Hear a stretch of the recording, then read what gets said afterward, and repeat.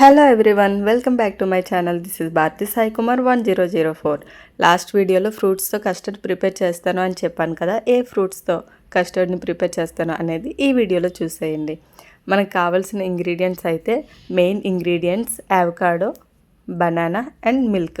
ఈ 3 ఇంగ్రీడియంట్స్తో మనము కస్టర్డ్ని ప్రిపేర్ చేసుకుంటున్నాం. నా నెక్స్ట్ వీడియో ఏ వీడియో అప్లోడ్ చేస్తాను అనేది వీడియో ఎండింగ్లో చెప్తాను, చూసేయండి. ఈ ఫ్రూట్స్ మనకు నచ్చినన్ని ఫ్రూట్స్ తీసుకోవచ్చు. ఏ ఫ్రూట్స్ కావాలంటే ఆ ఫ్రూట్స్ ఎన్నైనా యాడ్ చేసుకోవచ్చు. అప్పటికప్పుడు పిల్లలకి పెట్టడానికి కూడా చాలా బాగుంటుంది.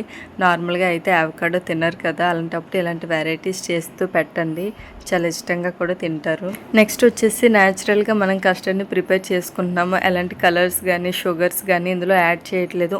ఓన్లీ ఫ్రూట్స్తోనే చేసుకున్నాం కాబట్టి హెల్దీ కూడా, పిల్లలు కూడా ఇష్టంగా తింటారు. ఫ్రూట్స్ అన్నీ మిక్స్ అయి ఉంటే కలర్ఫుల్గా ఉంటుంది కాబట్టి ఇంకా ఇష్టంగా తింటారు. ఇందులో నేను తీసుకున్న ఇంగ్రీడియంట్స్ వచ్చేసి అవకాడో, బనానా, కాచి చల్లార్చిన పాలు, ఇంకా జామకాయ చిన్న చిన్న ముక్కలుగా కట్ చేసుకుని పెట్టుకున్నాను.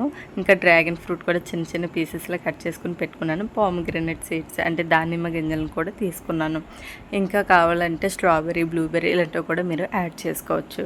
ఇప్పుడు ప్రాసెస్ చూసేద్దాం. ఫస్ట్ మనం కస్టర్డ్ని ప్రిపేర్ చేసుకోవడానికి చిన్న మిక్సీ జార్లో అవకాడో పీసెస్ని కట్ చేసి వేసుకోవాలి. నేను హాఫ్ అవకాడో తీసుకుంటున్నాను. ఒక 2-3 మెంబర్స్కి సరిపోతుంది నేను చేసింది అయితే. అవకాడోని బటర్ ఫ్రూట్ అని కూడా అంటారు కదా, ఇందులో గుడ్ ఫ్యాట్స్ ఉంటాయి, చాలా హెల్దీ కూడా. పిల్లలకి రోజు కాకపోయినా 2-3 టైమ్స్ పెట్టినా సరే వీక్లీ చాలా మంచిది. ఇంకా బనానా విషయానికి వస్తే బనానాలో పొటాషియం ఎక్కువగా ఉంటుంది కాబట్టి హెల్త్కి చాలా మంచిది. బనానాలోనే కాదు, మనం తీసుకునే అవకాడో ఇంకా పామోగ్రానైట్ సీడ్స్లో కూడా పొటాషియం చాలా ఎక్కువగా ఉంటుంది. ఇంకా ఈ ప్రాసెస్లోకి వెళ్తే నేను బనానాస్ తీసుకున్నాను కదా, బనానాస్ ఇలా కట్ చేసి వేసుకుంటున్నాను. అవకాడో ఇంకా బనానా, నెక్స్ట్ మిల్క్ యాడ్ చేసుకోవాలి. ఇప్పుడు ఈ మూడింటిని కూడా మనం ఒకసారి మిక్సీ పట్టుకోవాలి.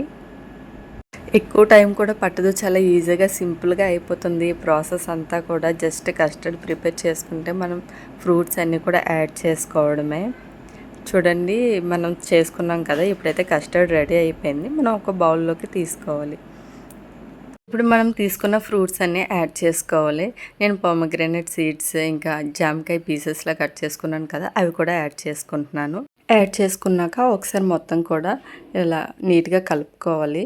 చూడండి, నేను డ్రాగన్ ఫ్రూట్ వేయక ముందు కలర్ అనేది ఎలా ఉంది, డ్రాగన్ ఫ్రూట్ అయ్యాక కొంచెం పింకిష్ కలర్లోకి వస్తుంది. ఎవరికైనా నచ్చకపోతే స్కిప్ చేసేయచ్చు, ఇలా కూడా తినేయచ్చు, బాగుంటుంది. అంటే మీకు ఏ ఫ్రూట్స్ కావాలంటే అవి వేసుకోవచ్చు. నేను నాకు ఇష్టం అనేసి ఇలా డ్రాగన్ ఫ్రూట్ని కూడా ఇందులో మిక్స్ చేసుకున్నాను. నార్మల్గా డ్రాగన్ ఫ్రూట్ కొన్ని చప్పగా ఉంటాయి కదా, అలా తినకపోతే మాత్రం ఇలా వేసి చూడండి, చాలా ఇష్టంగా కూడా తింటారు, బాగుంటుంది కూడా. చూసారు కదా, చాలా సింపుల్గా అయిపోయింది కస్టర్డ్ ఫ్రూట్ మిక్స్ అయితే.